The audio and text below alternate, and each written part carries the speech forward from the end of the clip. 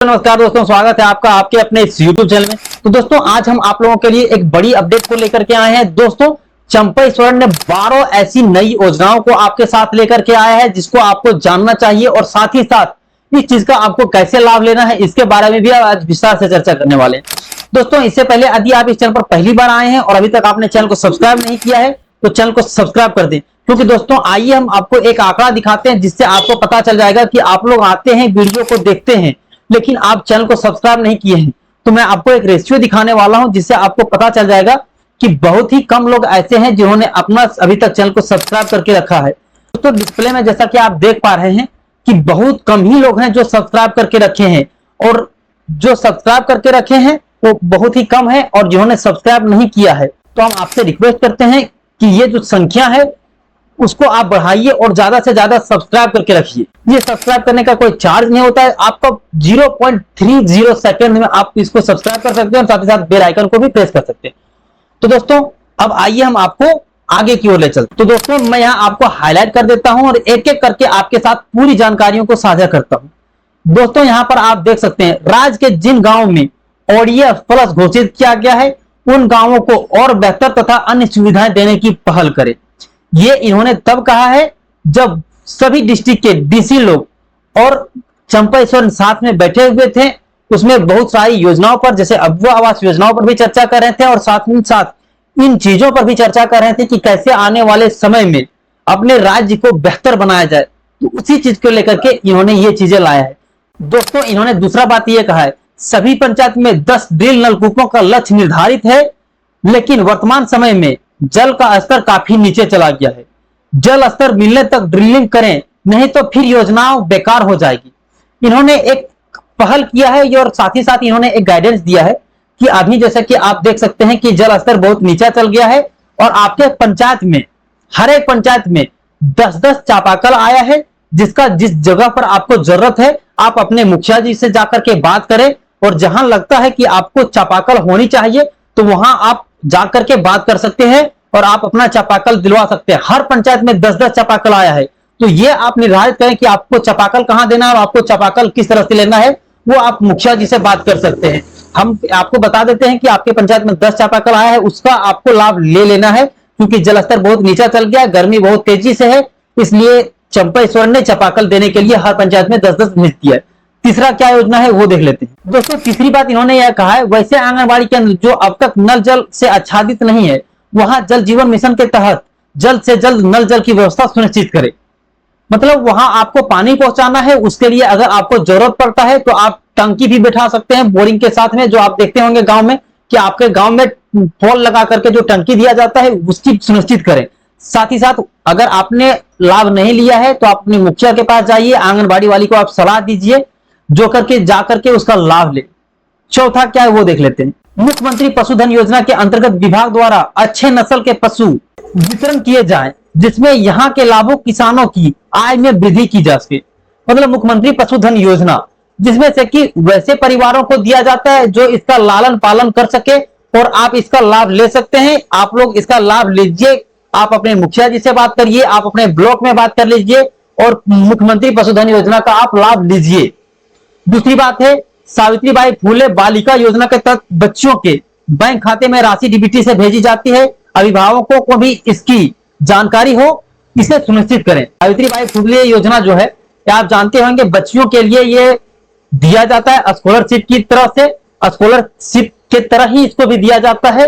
उन बच्चों को दिया जाता है जो उच्च शिक्षा प्राप्त करने के लिए वो पढ़ नहीं सकती, खुद से उन लोगों को दिया जाता है। उसके अभिभावकों को भी प्रोत्साहन करने के लिए इस मीटिंग में इन्होंने बताया कि जो व्यक्ति को पैसा नहीं पहुंचा है, जो बच्चों को नहीं पहुंचा है, उन बच्चियों तक आप पैसा को पहुंचाइए। दूसरा क्या है अगला वो देख लेते हैं।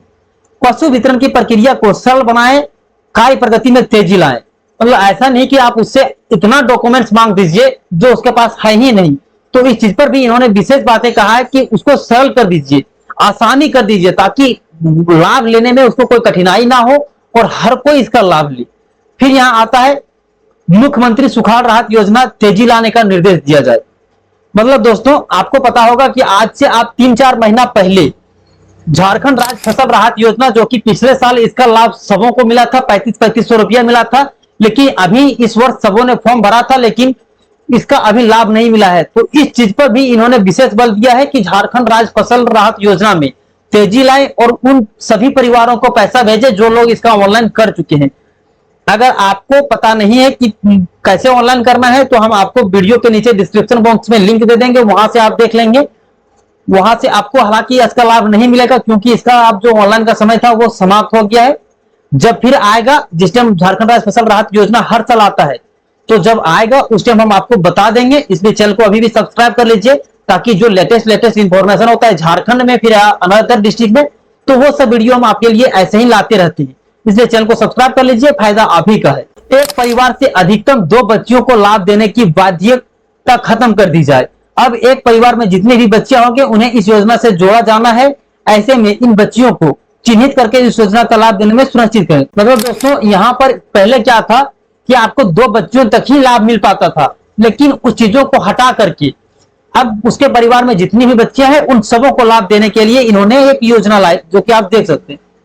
फिर अगला आता है सिंधु कान्हू क्लब की स्थापना लक्ष्य के अनुरूप हो, इस नियमित रजिस्ट्रेशन कार्य को तेजी लाए। जहां जहां पर सिंधु कान्हू क्लब की स्थापना करना है, आप अपने अकॉर्डिंग से जाकर के अपना जगह को फिक्स करिए और मुखिया जी से बात करिए। उनसे बात करने के बाद आप सिंधु कान्हू का लाभ ले सकते हैं।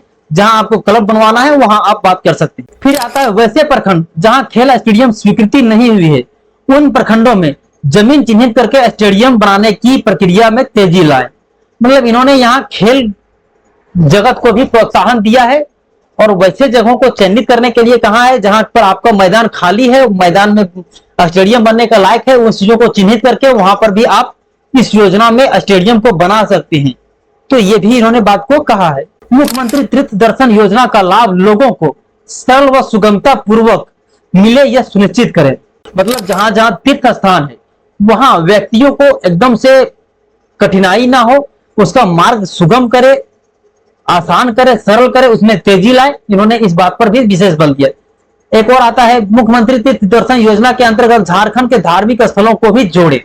मतलब झारखंड में बहुत सारे ऐसे हैं, जैसा कि आप देवघर देख सकते हैं, जो कि आपको पता है कि करोड़ों श्रद्धालु आते हैं और अपना तीर्थ स्थान को चुनता है और उसका लाभ भी मिलता है उन लोगों को। तो उन चीजों को भी झारखंड के तीर्थ स्थल से जोड़ने का बात कहा है। तो इन्होंने ऐसे 12 योजनाओं को आपके साथ लाया। जो भी योजना आपको सही लगे उस योजना में जाकर के अपना नामांकन करवाइए और इस सब योजना का आप लाभ लीजिए। अगर ज्यादा जानना है तो आप कमेंट बॉक्स में कमेंट करिए, नहीं तो फिर आप अपने मुखिया जी से बात करिए। जो आपको सुगम हो, जो आपको सरल हो, वो काम करिए। और दोस्तों, अब इतना मेहनत करने के बावजूद भी अगर आपने अभी तक चैनल को सब्सक्राइब नहीं किया तो प्लीज मेरे चैनल को सब्सक्राइब कर लें, क्योंकि लेटेस्ट इंफॉर्मेशन जो भी होता है हम आप तक ऐसे ही लाते रहते हैं। दोस्तों, उम्मीद करते हैं ये वीडियो आपके लिए यूजफुल साबित हुआ होगा। यूजफुल साबित होता है चैनल को सब्सक्राइब कर दें, लाइक कर दें, शेयर कर दें, कमेंट करें, जो भी आपको लगे वो कमेंट करें। तो दोस्तों, आज के लिए इतना ही, फिर मिलते हैं अन्य किसी वीडियो में। तब तक के लिए जय हिंद, आपका दिन शुभ।